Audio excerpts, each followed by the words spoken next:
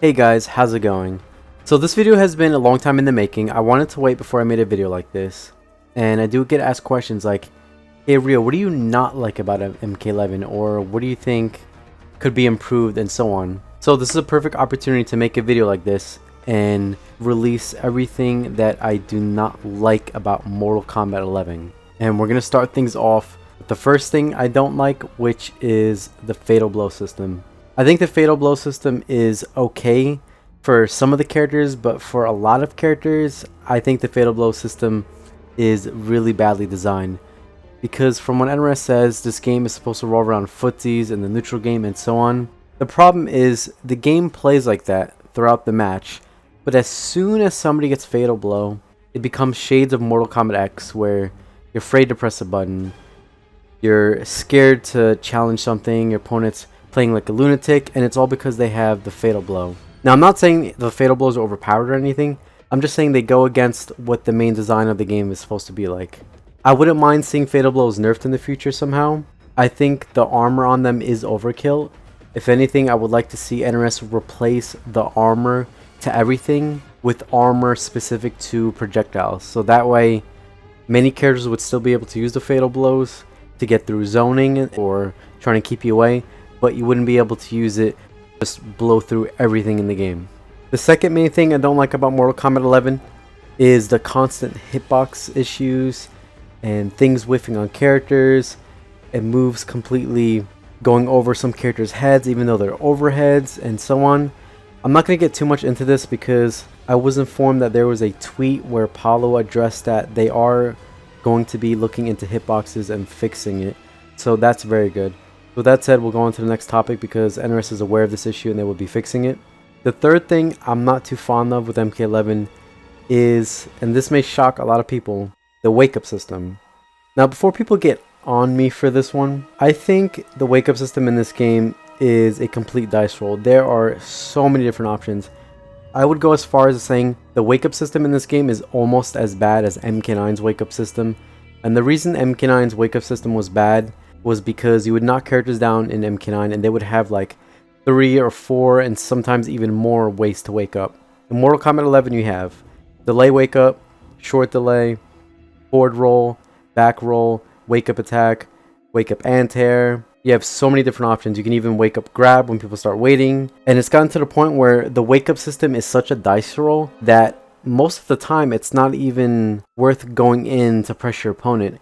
It's better to play very safe and bait wake-ups than it is to even do anything on your opponent's knockdown, because as soon as you start doing things, that's when your opponent can start doing things like wake up jump, wake up fatal blow, wake up a dash up grab, wake up strings, wake up all kinds of stuff. The wake-up game is severely underrated in how powerful it is. Now again, I'm not saying it's bad, but to me it's a cluster of a mess.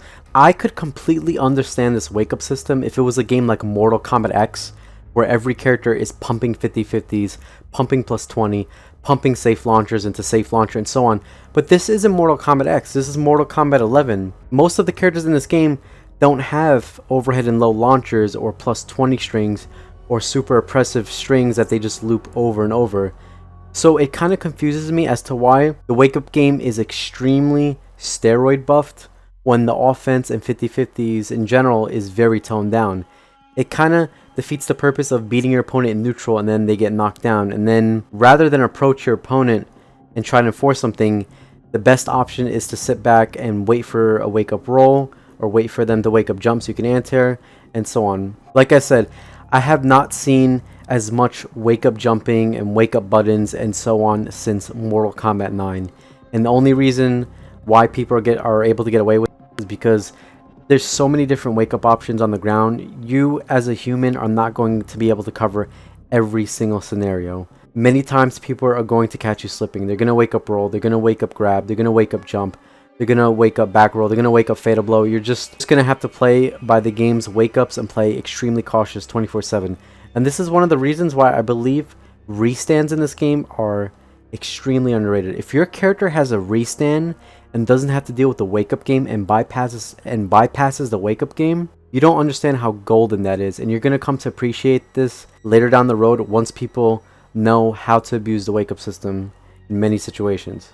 Now, the fourth thing I don't like about this game, and this is going to be another one that's going to shock people, but the backward teleports in this game, and when I say backwards teleports, I'm referring to specifically the half-screen backward teleports where characters like Cetrion, Raiden, Collector, Scarlet, and I may be missing one or two other characters, where they teleport half-screen away from you backwards.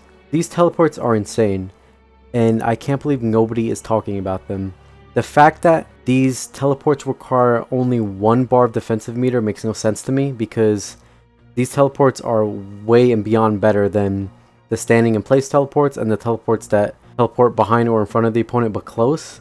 I think these teleports should cost 2 bars because of how powerful they are in matchups. It gets to the point that once you play a player that is very good at using this mechanic, it's almost impossible to put somebody in the corner. You chase somebody to the corner, you get them there, they teleport out, and now you have given them the corner. Again, people may not realize how good these teleports are right now, but later down the road, these teleports are going to become a big issue for many matchups. I don't think they need to be nerfed frame-wise, because to me it looks like they recover exactly the same with the forward and back teleport, just they recover that way half screen away from you. So many characters have issues even punishing or challenging them. It's just kind of ridiculous that they cost 1 defensive meter, while in return being one of the best defensive moves in the game that completely negates putting the character in the corner, essentially. Now, the fifth thing that I'm not a big fan about Mortal Kombat 11 is the customization mode. Now, I know a lot of people are probably like, customization, like who cares, who's playing that? I play customization at least once a week for a whole day and try to have fun with it, because at the end of the day, customization does have a lot of potential. But the thing I don't like about the customization mode is it feels so limited and so bare bones. You go in thinking you're going to make a character how you want, but there's not much room to work with.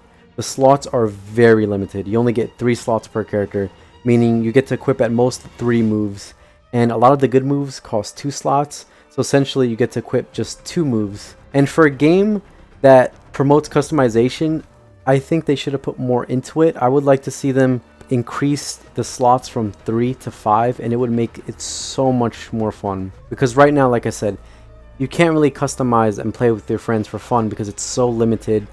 And this is not even counting the fact that a lot of moves have issues with other moves and you can't combine them to make specific loadouts you want to do. Now, I understand it could be broken, but at the end of the day, it's not tournament legal. Why not just let us have fun with it when we're playing with customization with friends and just not playing in a tournament? They could have made the customization so much better than they are right now. But yeah, this is how I feel about customization in this game.